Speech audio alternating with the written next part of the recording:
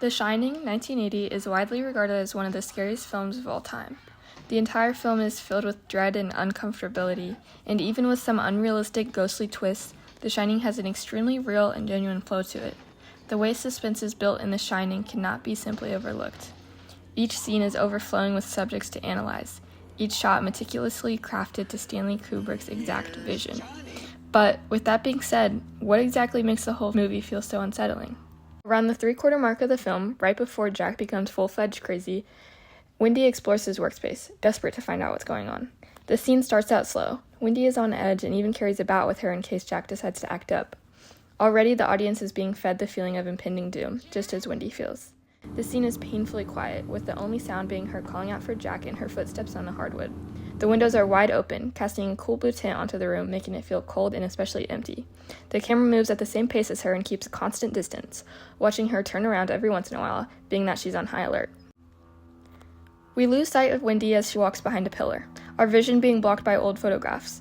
This pan almost acts like a transition. It goes from a bright, wide-open space to a dark, cramped room with only one light source coming from the back. The camera moves to a different angle for the first time, now looking at Wendy head-on.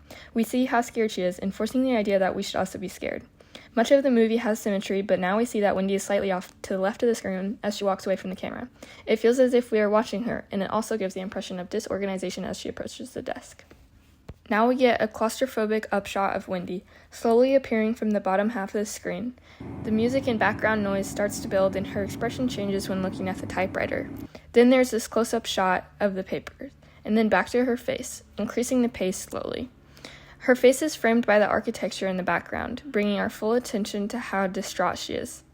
She furiously scavenges through the papers, saying, "All work and no play makes Jack a dull boy." And things are noticeably more intense and overwhelming than the starting of the scene. The camera switches to behind one of the pillars that we've seen before. It pans really slowly, showing Wendy and her vulnerability. She almost camouflages with the color and chaos of the room, giving an impression of her being prey.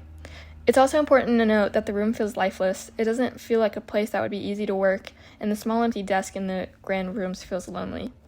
No wonder Jack went crazy with the pressure of work, isolation, and lack of fun that this hotel provides.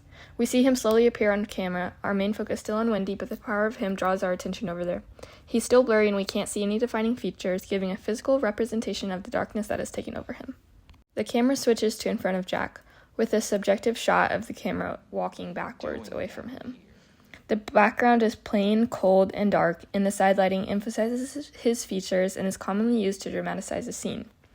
Jack takes up a lot of the screen, whereas in the preceding scenes, Wendy was very small and almost drowned out by the background, furthering the idea of how ill-protected she is and how aggressive and dominant Jack is. He looks right past the camera, intimidating even the audience. He finishes by standing in between the two brights of the scene, with a plain and dry background, off-center, seemingly relaxed, but also feeding the idea he could attack at any moment.